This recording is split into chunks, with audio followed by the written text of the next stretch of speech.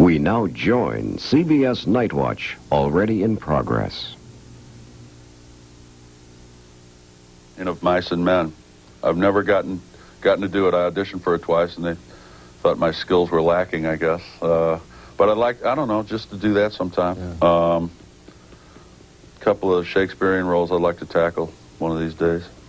There are some people who say you're kind of shy. Is that accurate? Yeah, that's very accurate. I turn into a pile of melted oleo at parties and stuff like that. I'm just, I don't know, shy, I guess. Is it going to change now that you got all this attention? Probably not. Yeah. Unless, a couple of years of psychotherapy may help. Psychotherapy?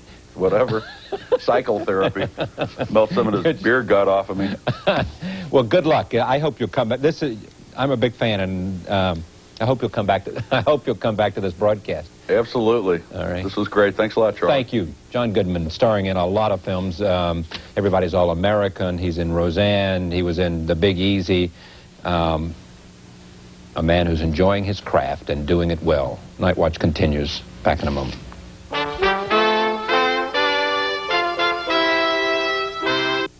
If you work with someone who has AIDS, do you know which of these things is safe to do?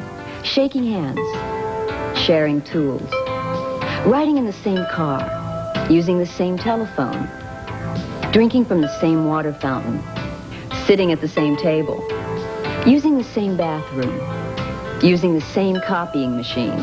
Yes, any normal activity in the workplace is safe to do with someone who has AIDS. To learn more, write the Will Rogers Institute, White Plains, New York. Ellis Island.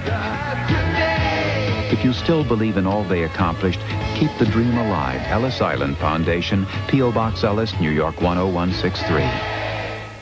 I'm the detective in charge, and you know how I figured out what done in Mr. and Mrs. Finkel?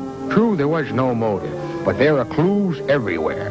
Bowling trophies, broken tennis racket. They had been active people once, but then they quit. It's too late for them now, but not for you, kid. Keeping fit is no mystery. Just find an exercise routine you like and stay with it.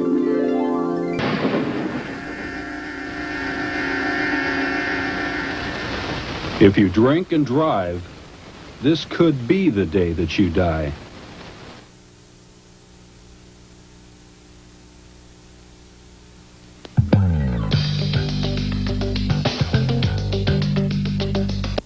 WBNS 10 TV, Columbus, Ohio.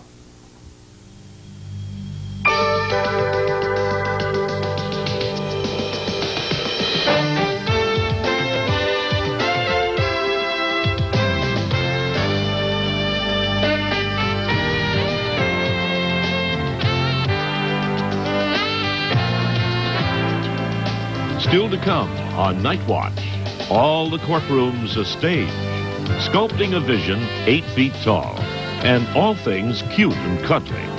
Now in Washington, here is CBS News correspondent Charlie Rose. Television and movies imitate life, and one of the most popular subjects is the action inside a courtroom. Well, now it seems the tables have been turned. Lawyers are being taught acting techniques to sharpen their skills at communicating with their own audience, the jury. And many of them are learning at the hands of Kathryn James and Joshua Carton, graduates of San Francisco's American Conservatory Theater. Their program is called Applied Theater Techniques, and many lawyers say these techniques can mean the difference between winning and losing a case. Kathryn James is here. She is joined by Joshua Carton. And with us from Los Angeles is attorney Mason Brown. He is a former student who now runs workshops at his own law firm in Los Angeles. Welcome. Let me start with you, Mason. Why'd you do this? Well, all right, we'll go on from there. It clearly worked. It worked well with you, Mason. You're speechless. I did it primarily because I think that as lawyers and as law students, we're trained on how to analyze issues and analyze facts, and we're trained to work hard. We're trained to put together a package. And as trial lawyers, we have to go into a courtroom and we have to present that package. And when we get into the courtroom, we realize that we have forgotten one thing, and we haven't been trained in one thing, and that is, how in the world do we take this whole mishmash of facts and legal principles and communicate that in a way that the jury and the judge will understand, not only understand, but be interested in? And they don't teach you that in law school? Not really. Yeah. Not really. The focus is on learning the analytical skills, and that's where the process really stops. The ability to tell a story, the ability to communicate on an emotional level and to really be yourself, that's not something that is focused on in the traditional law school education. You were nodding your head as he spoke, Catherine. What rung a bell? Oh, what rung a bell is that is absolutely true. I think of two things. As acting students, we are not taught how to get a job, which is the same thing. The audition process for us is not taught to us. The other thing is that law school, I think, does people a great disservice in that it can take away their humanity. You know, you get in, you sit down, and it's the old John Houseman thing, bless his heart, wherever he is now, God rest his soul, of look to the right of you, look to the left of you. One of you is not going to be here, so you sit there and you know, and they get stiffer and stiffer and stiffer and stiffer. And more armor is put onto them. And then they're released from law school, they take the bar, they're pushed into a firm and told, you know, we're going to wind up this little tin soldier and send him or her out there in the field. Yeah, That's we feed all this hard. sort of logic and reasoning and information into their brain. And to very bright people, by the way, you know. Yeah, that's right. And do not teach them how to communicate that to the people you want to influence, which is which ends up being 90% of it when you reach a trial. How did you get involved? I mean, how did somebody say, lawyers need something and I know how to provide it? Kidnapped. We were kidnapped into this. Well, it had started out with another curriculum, actually, performance-based, that had first been applied to the needs of museum educators, who have a similar thing, where they have to make an audience, they have to make them care, and they have to teach a story during the time that we're together. And it was a natural progression, because I don't know, the impulse is similar for the trial attorney or for the actor to be the one who possesses the true story, and the story I'm telling, everybody in this room is going to go with me. Maybe because you didn't get to stand up at the dinner table, who knows why. And actually we're in the process of developing other curriculums. Like? Healthcare workers. I've seen a lot of suffering in a hospital because vocally the person who's trying to do this maneuver is talking in what's called downward inflections. Now everything will be all right. Now don't worry. Now you're going to be fine. And at no point is really intersecting with the patient, where if you use a sustained inflection or an upper, I'm just talking something very technical, you're going to be fine. Yeah. You're going to stay with me. So that's an area, too, where certain things that actors are trained in. It's almost a difference in terms of speaking to you versus speaking with you. Exactly. That's exactly right. Because what the audience watches are relationships. That's right. Yeah. And I sat on a jury, and who we really watched were the interpreters, because the two principal witnesses didn't speak English. And they really had something going in the courtroom. You felt they cared about the witness, and the witness woke up to them. And so that's who the jury watched. Well, the attorney needs to be able to direct who the jury is watching at every moment of the trial. I'm going to get back to Mason. So do you find this works? I mean, does it make a difference? It sounds good. Does it make a difference? No, it really does make an incredible difference. I tried a case for about 4 months earlier this year, a business case with a jury. And one of the critical things that I learned in this program was the idea of making sure that I didn't exclude the jury when I was asking questions of a witness. And so I would focus on members of the jury when I asked a question on a periodic basis. And the whole jury would shift to me and look at me and really listen to what I was saying. And then we all would turn back and listen to the witness. And it made it more like a group of people sitting in a living room having a conversation. And that really was a critical improvement. it also gave me a chance to let the jury know that I was interested in what was going on and interested in their reaction to it. How do you know That's just one technique. How do you know it worked? I mean, you feel better. The settlement. Well, the result was good, and more important than that, we interviewed the jurors afterward. And what did they say?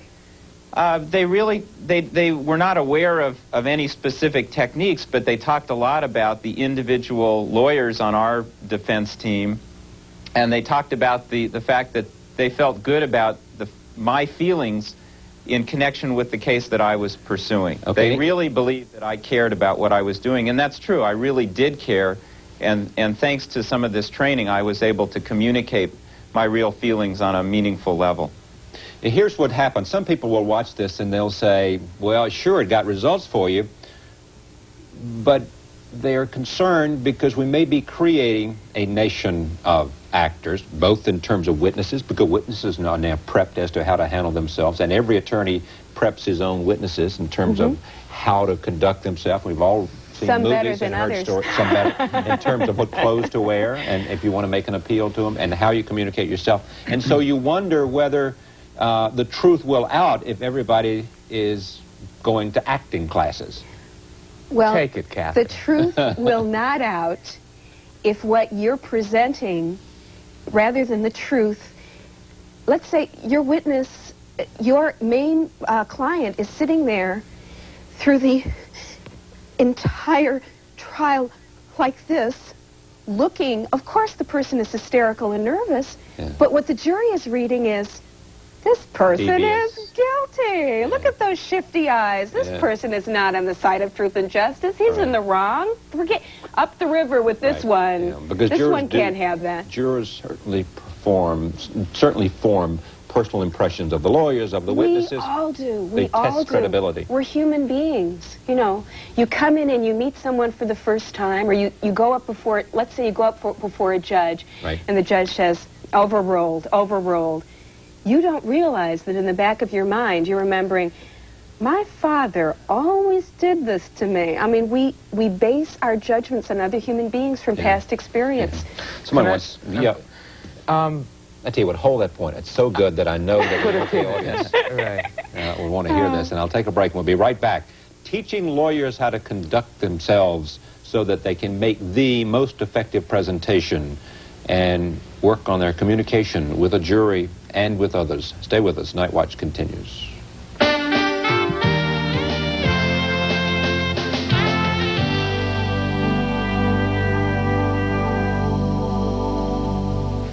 This incredible stereo sound system can be yours free from U.S. News and World Report. That's right, a free stereo. In a moment, you'll find out more. Do you believe this stuff? Superman, he's 50. Who cares? And mad about Max. If I was a Newsweek subscriber, I'd be mad that Max is on the cover. I think if you're going to invest your time and money in a news magazine, you ought to be in a magazine that provides news you can use. Before the stock market crash, U.S. News told you it's time to get out. Then we gave you the best ways to invest your money, how to find and pay for the best colleges for your kids, the latest advice on eating right and staying healthy, and where you can find the best jobs for the future. All this plus how the important national and international news affects you. That's what U.S. News is about, and that's what differentiates us from this type of fluffy reporting. We think fluff is fine. It's what goes on your cake after you finish with the main course. We think U.S. News is the main course. I'll give you this personal guarantee. Take it home, drive it around the block, kick the tires. If you don't like it, send it back to me and I'll give you your money back. A money-back guarantee, special issues throughout the year. And if you call right now, you'll also get this exclusive stereo sound system absolutely free. This custom-engineered sound system features twin dynamic speakers for pure stereo sound, an AM/FM selector for precision tuning, an LCD quartz alarm clock, a built-in nightlight, and a snooze bar. And it's yours free with your paid subscription. Call now, and you'll also get great savings, over 60% off the cover price. That's just 77 cents an issue for 31 weekly issues. You can even pay in 4 easy installments of just $5.99, or use your MasterCard or Visa. A great magazine, special issues, great savings, and the stereo is yours free. All great reasons for you to call now. 1-800-228-1600.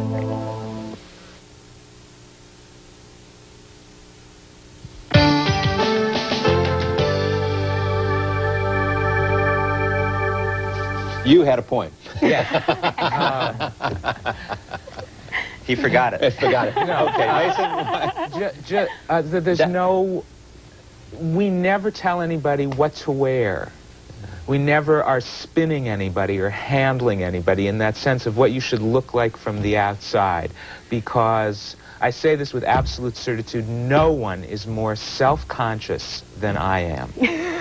Or nervous about what somebody thinks. See, but see, that's a technique, right? He wants us to be sympathetic because he tells us he doesnn't have I am a witness to self-confidence. this. Right. I tell you. So I there tell he's you. vulnerable, and we say, and we listen with kind and do we? open ears because he's telling us when you're trying to make that kind of contact with the jury so that you're what, like Mason says, the 13th juror, there are things to do when you're a wreck. There's things to do when you're nervous.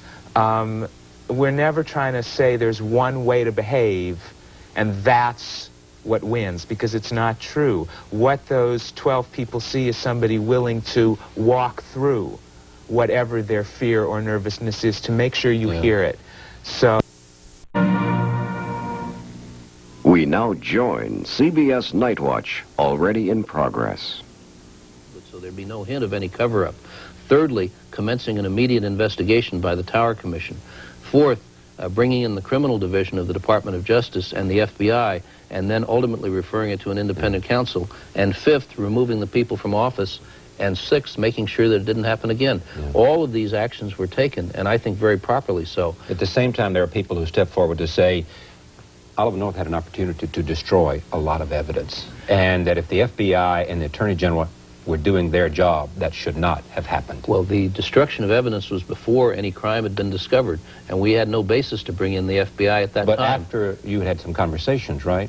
Right, and at that time, there was no indication at all that any information was destroyed. As a matter of fact, we had the information that was needed. Whether there was a chance, we had no reason to believe that there would be any destruction of information that was the same as any other civil matter. As soon as it appeared that there might be a crime, then we had the FBI go in, and by that time the records had already been sealed. I think the issue is not that you had information, but whether you should have known, and you should have, because of your law enforcement experience, have known better. There was no basis to law enforcement experience or no law enforcement experience. There was no information at all, and no basis on which to feel that anything criminal had gone on. Let me take a break. We'll be right back. Attorney General Edwin Meese.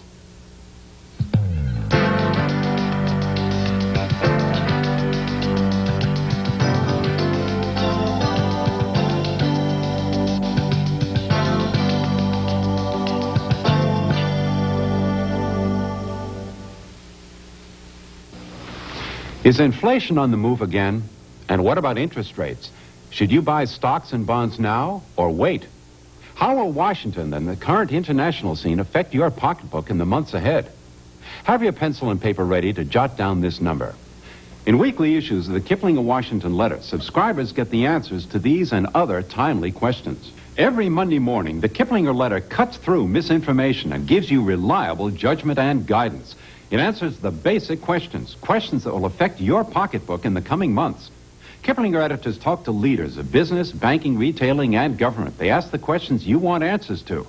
Nobody has the time personally to read and digest all the material necessary to cope with today's complex, fast-changing scene. That's why you should stay with the smart people, the decision makers who count on the Kiplinger Letter. Today, more than ever, you need this letter to move ahead and profit. That's why you should try this introductory offer to the Kiplinger Letter for 6 months, 26 weekly issues for only $30, and get free this special Kiplinger checklist on the moves you should make right now to plan for a secure retirement. It's yours free when you try the Washington Letter for the next 6 months. And that's not all. When you phone today, you'll also get another exclusive Kiplinger report on the economic outlook for the next 5 years. A forecast on how you can profit most, which kinds of businesses will do best, where to find the highest returns with the lowest risk. Sound, down-to-earth judgment and advice. Smart people, decision makers, count on the Kiplinger Letter. They say they can't do without it. Call 1-800-922-7500. If you don't make or save many times the $30, you keep the 2 valuable profit forecasts and we'll refund the unused portion of your subscription. This could be the wisest investment you'll ever make. So take advantage today and call now. Call 1-800-922-7500. That's 1-800-922-7500.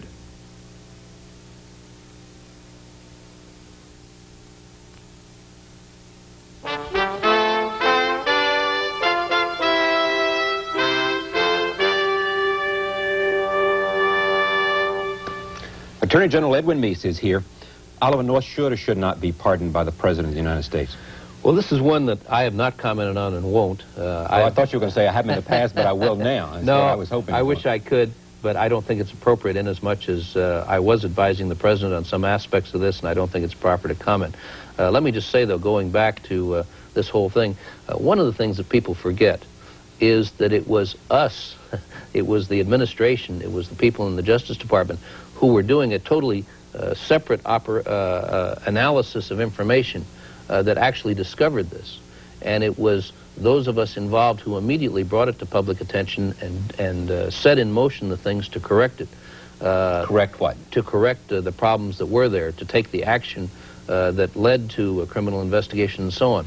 This was the important thing, that no one ever think that this administration did anything to cover up or allow any evidence to be destroyed. That was absolutely false. We did all of the right things. And if it were not for the efforts that we made, this may not have been uncovered for quite some time. What did the President say when you told him what you'd found? He was shocked. He was absolutely surprised that this would happen. And of course, at that time, it didn't look, it looked as though this was people doing unauthorized things. It wasn't until later that it was found that some of the conduct could have been criminal in nature. Do you think there were criminal violations? I don't know. That's for the criminal justice process to find out, and I think we're going to have to wait until that process has completed its work. A trial date has been set. Yes. There are those who believe that the administration doesn't want to see a trial, and that by withholding certain information on national security grounds, it may be torpedoing the possibility of a trial. Judge Gazelle has other things to say about that, but what do you think? I don't think the administration is in any way impeding any of the proper processes of the criminal justice system. Quite to the contrary, this president, President Reagan, has been more than helpful to the Congress, to the independent counsel, and to the courts in not exercising executive privilege. At the same time, there's a responsibility that national security information that has to be protected. And it is only those rare pieces of information and that really have no particular relevance to the case anyway, that are being withheld. Can you imagine your friend Bill Casey not telling the President of the United States everything he knew about the No, I can't. So if he knew, the President would have known?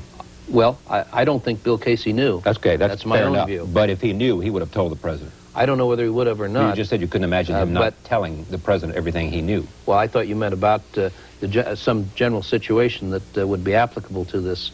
I don't think, first of all, I don't think that Bill Casey knew. Right. I can conceive of a situation where he might not want to tell the President, but I don't believe that is the case. That if he knew about the conversion, he would have told the President? I don't think he knew about the conversion, the diversion of funds. But if he did, he would have told the President, probably. Well, I think he probably would have told me, or he would have told the President, or he would have told somebody, because it would have been wrong, and Bill Casey is not the kind of person that would have countenanced anything being done that was wrong. Conservatives look to you, Edwin Fulner and others, as their man at the White House when you were counselor to the President and member of the triumvirate that was the office of the Chief of Staff. They also look to you at the Justice Department, and they are disappointed now because they say the conservative agenda didn't get served. They look at abortion, they look at prayer, they look at other so-called lifestyle issues. Are they right? Well, those aren't issues really that I think it was my place, for the most part, to handle. I think we did do the important things. Those, of course, are important issues, but they're not things that an attorney general or a counselor or a president, for that matter, can snap his fingers and accomplish. I hear you saying no regrets, notwithstanding everything. Oh, I think sure there are regrets. I think that some of the things that happened are unfortunate in terms of the attacks on me, in terms of the attacks on the administration. What you did. But actions you took. Oh, I think there are a lot of things that I wish we could have done more about. But no mistakes made that you would point your finger at? Oh, sure there are mistakes. No human being isn't going to make mistakes. Name one. Oh, I would think about it. I could probably name quite a few. But then that would be highlighted if I said this one or that one. I think one thing, in retrospect, I think that as an administration, and certainly as Attorney General, I think that we should have paid more attention to marketing our ideas to the public and to gaining more public support for some of the things that we were doing. Better public relations. Better public relations, I think you can always do this. I think to a great extent in our administration as a whole, we relied too much on the president as the great communicator as he was. But I think that there should have been more of a marketing effort too, so that the public understood the reasons for these things. The things you mentioned, deregulation, environmental protection and so on. Civil rights. We did much more than most people think, and that message didn't get across. And so I think, in a sense, that's an area where we could have done much better. Thank you very much for joining us. Thank you. Nightwatch continues. Back in a moment.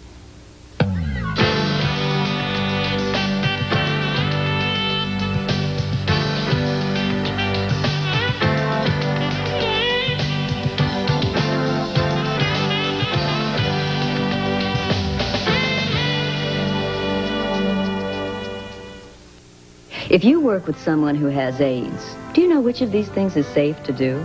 Shaking hands, sharing tools, riding in the same car, using the same telephone, drinking from the same water fountain, sitting at the same table, using the same bathroom, using the same copying machine. Yes, any normal activity in the workplace is safe to do with someone who has AIDS. To learn more, write the Will Rogers Institute White Plain. Wrecked Ellis Island. If you still believe in all they accomplished, keep the dream alive. Ellis Island Foundation, P.O. Box Ellis, New York 10163. I'm the detective in charge, and you know how I figured out what done in Mr. and Mrs. Finkel? True, there was no motive, but there are clues everywhere. Bowling trophies. Broken tennis racket. They had been active people once, but then they quit. It's too late for them now, but not for you, kid. Keeping fit is no mystery. Just find an exercise routine you like and stay with it.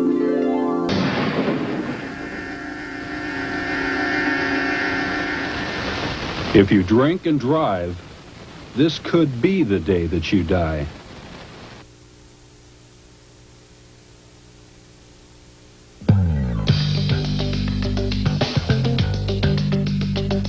WBNS 10 TV, Columbus, Ohio.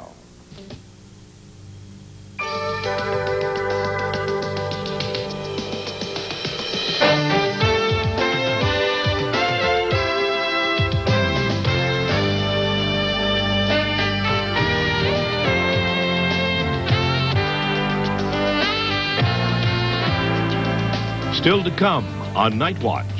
Growth research addresses a tall order. Robert Krulwich on a taxing issue. And being there with Jerzy Kosinski. Now in Washington, CBS News correspondent Charlie Rose asks the question, when is a tax not a tax? President-elect George Bush may soon need an answer to that question. And CBS News economics correspondent Robert Krulwich has a few suggestions for him. Recently, one of the most influential economists in America, Paul Volcker, suggested, there's a very simple, effective way to cut the budget deficit by $50 billion. All we got to do, he says, is pass a gas tax. The problem, of course, is Mr. Read My Lips, who is not considering taxes of any sort just yet. But in the next few months, if this tax gets popular in Washington, my hunch is they're not going to call it a gasoline tax. After all, Ronald Reagan never called his taxes taxes. He called them revenue enhancements. So here's how a politician might make the case for the gas tax without ever once using the T word. No, I think the few pennies that you pay at the gas pump are a kind of gift to our grandchildren. It releases them from the burden of the national debt. Grandchildren like my own little grandchild, little Darlene. So I don't think of this as a gas no, I think of it as a grandchild release program. A grandchild release program. Well, it is true that every penny of tax at the gas pump produces an extra $1 billion of revenue for the government. So a 50-cent tax would raise $50 billion and reduce next year's deficit by a third, which is a difference that grandchildren might well feel in years to come. Is $1.50 too much to pay for gasoline? Well, not if it's for the grandchildren, they'd argue. And frankly, if you adjust for inflation, $1.50 for gas today would not be as expensive as gas was in 1981, so we've already paid that much for gas already. That's argument number one. A gas tax helps, and we can afford it. Here is the second argument that politicians might use, and once again you'll notice his brain won't let him say tax. No, I do not consider this no, I consider this independence insurance. It's independence from foreigners. It's independence from foreign oil. It's independence for the United States of America. Yes, that's what I like to call it. Independence insurance. Aye. Well, it is true that in 1985, 28% of America's oil was imported. That went up to 36% in 87. Today, it's 39%. And any 50-cent gas tax would certainly reduce consumption in America and therefore make us more energy independent. It is also true that other nations worried about their dependency on foreign oil already have much higher gas taxes than we do. Look at this chart here. We're on the way left. West Germany, Japan, Britain, France, and look at Italy pay much higher taxes than us. So that's argument number 2, independence insurance. Finally, here's argument number 3, which may be the most uplifting argument of all. I prefer to think of it as a HPP, a heaven protection plan, because when I look up at the sky and I see the ozone layer and I see those carbon dioxide clouds from all those big cars, I say to myself, you know, I'm not paying no. I am protecting the sky. A heaven protection plan. Now, it is true that fuel-efficient cars would send less carbon dioxide to heaven, or to the upper atmosphere, depending upon your own religious beliefs. So, this would help with pollution, and there is something to this. The trick, really, in selling a tax is to sell it under another name and a nicer name, whether it be the Grandchild Release Program, Independent Insurance, or the Heaven Protection Plan. These are all names that touch your heart before they touch your wallet. Joining us now from New York with more on this is Robert Krulwich. Welcome. And less clothing than they saw me before. The way I figure it is I'm allowed to come on this program dressed like this because most of the people watching me are much poorlier dressed than myself at this moment. You have a good point. What's the downside to this gasoline tax is my first question. My second question we'll get to later.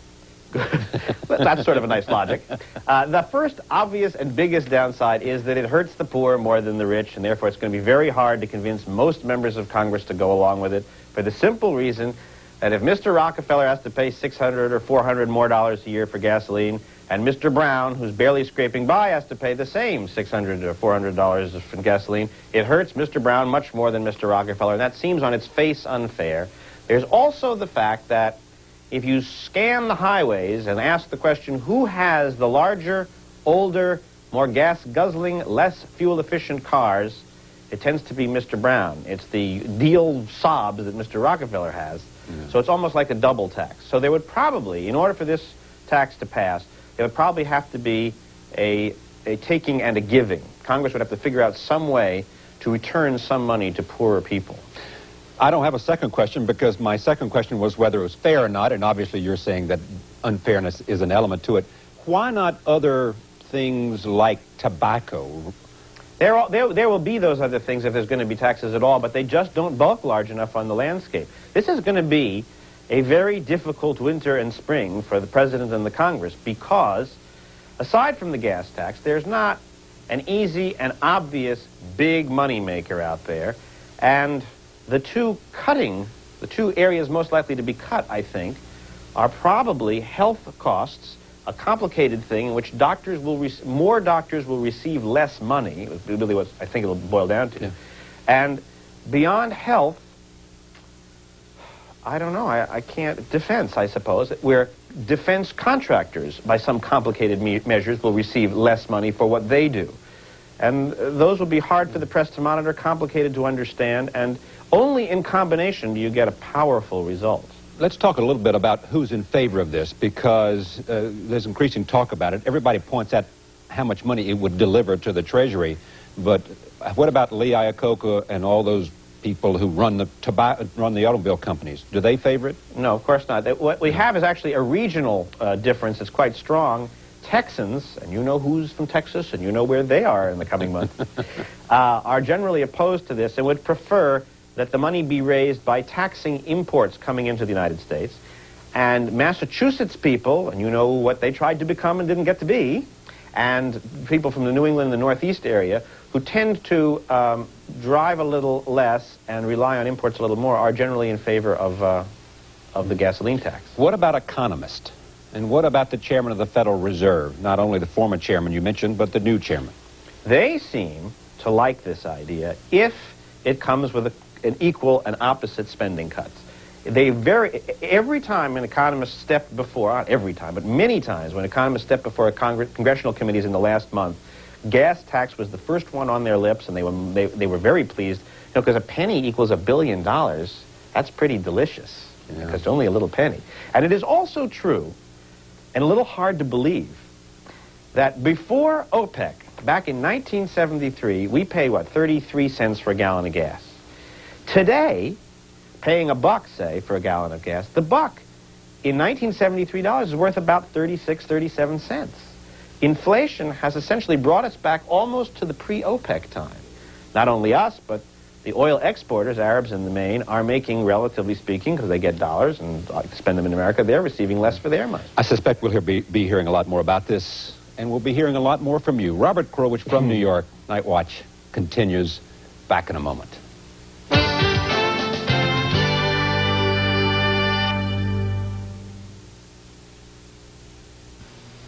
The last time you subscribed to a news magazine, what did you get? A free phone that you've never used? Or a calculator that conked out on you? Insight is a different kind of news magazine. Instead of insulting your intelligence by offering you some free plastic gadget, they'd rather give you 3 free issues. That makes sense because only by reading Insight can you discover how different and really valuable this magazine is. Instead of just rehashing the week's happenings like others do, Insight anticipates and stays ahead of the news, searches out vital stories that need to be told, and tells them long before they're covered by other media. Call now to receive the next 3 issues free. Subscribe if you wish at the money-saving rate of just $15 for 30 issues. Or return your invoice marked cancel and pay nothing. Call 1-800-453-7100 to get the next 3 issues of Inside Magazine without obligation. Yours to keep whether or not you subscribe. Call now, 1-800-453-7100. That's 1-800-453-7100. If you suffer from any of these medical problems, a contoured chair with optional heat and massage may help. I'm Art Linkletter, and I'm concerned about these health problems. That's why I want to mail you this free contoured chair catalog. You see, contoured chairs are orthopedically designed to provide the kind of firm support you need to help reduce pressure on your legs, thighs, hips, and back.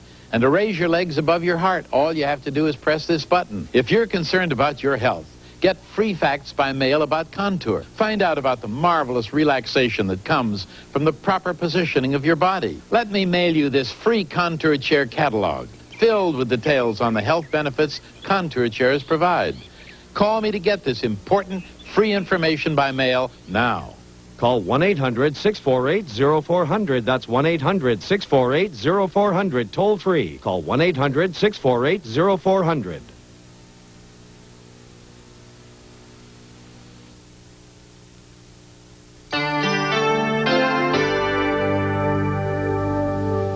Most of us are concerned with how we fit in, and that includes our actual physical presence in the world around us.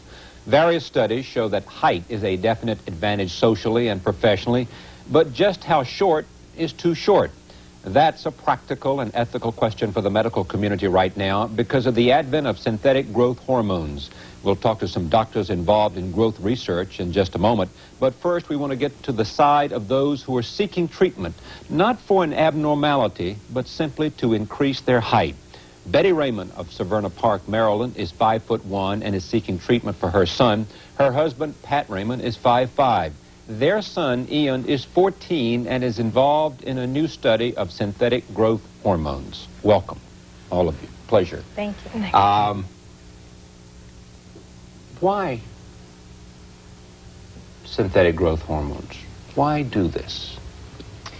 We knew on the onset of our first son that he was very small for his age, and we spent his entire life telling him that the sky was the limit. He could do anything he wanted to do, no matter what, regardless of his size, as long as he gave it a try. And this worked for the early part of his life. You know, in our home setting, in nursery school setting, everything was fine. As he started to get older, he then left the home more, interacted with his environment more, and found obstacles and roadblocks that we had told him would not be there if he tried. Like what? There were many things, you know, acceptance of his peers, although he's a very outgoing boy, and Ian is too. When you become an adolescent, the thing you want most is to be exactly like everybody else. And in this world, your size has a big part of respect, unfortunately. What can you add to that? Well, I feel the same things that Betty does, but when it comes to acceptance, again, Mario, our oldest son, was well accepted, and Ian is well accepted. But there are other facets, such as athletics, that come into play. And a lot of times, regardless of the ability that a person has, first meeting or first eyesight shows short stature, and they may be put aside until they can prove themselves. Okay, I want to get to what the doctor said in a moment, but let me go to Ian, because we're kind of talking about you. How did you feel about all this? You know, I mean, how did being short make you feel? What did you think the disadvantages, or is this the figment of someone's imagination rather than your own reality? Well, being short, it's not so bad, but your friends don't think you can do stuff that they can do if they're taller than you. Yeah. And like my dad said, sports and stuff. They wouldn't include you in necessarily because they thought you weren't up to it. Yeah. Yeah. Like what about being one of the boys? Did you feel like you weren't quite because you were shorter? No, not really. No. Yeah. What about? Well, I mean, can you give me any sense of where you thought you felt you weren't included, other than sports, say, or whether you felt different? We're making you out to be abnormal, which you're not. I mean, you're just terrific and perfectly fine, and you know, everybody would look at this watching at home would say, what's all the talk about? He looks perfect, and you're not. So, but we're talking about a growth hormone, and we're talking about, you know, increasing number of people. You can tell us. We can